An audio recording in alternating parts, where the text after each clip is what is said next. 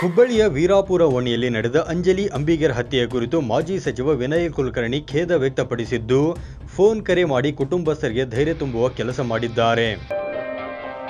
ಹೌದು, ವಿದ್ಯಾರ್ಥಿನಿ ನೇಹಾ ಹಿರೇಮಠ್ ಹತ್ಯೆ ಪ್ರಕರಣ ಮಾಸುವ ಮುನ್ನವೇ ಹುಬ್ಬಳ್ಳಿಯಲ್ಲಿ ಪಾಗಲ್ ಪ್ರೇಮಿಯೊಬ್ಬ ಅಂಜಲಿ ಅಂಬಿಗರ್ ಎಂಬ ಯುವತಿಯನ್ನು ಭರ್ಬರವಾಗಿ ಹತ್ಯೆ ಮಾಡಿದ್ದನು.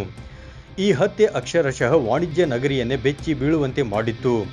ಇನ್ನು ಅತ್ಯಂತ ಕಡು ಬಡತನದಲ್ಲಿ ಬದುಕುತ್ತಿದ್ದ ಅಂಜಲಿ ಕುಟುಂಬಕ್ಕೆ ಅಂಜಲಿಯೇ ಮುಖ್ಯ ಆಸರೆಯಾಗಿದ್ದಳು. ಹೀಗಾಗಿ ಆಕೆಯ ಹತ್ಯೆಗೆ ಇಡೀ ರಾಜ್ಯವೇ ಮಮ್ಮಲ ಮರುಗಿತ್ತು.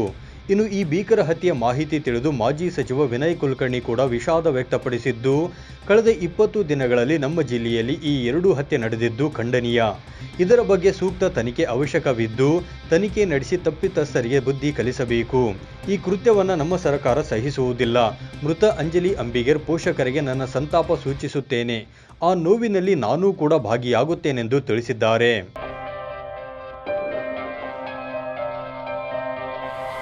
9 ಲೈವ್ ನ್ಯೂಸ್ ಹುಬ್ಬಳ್ಳಿ.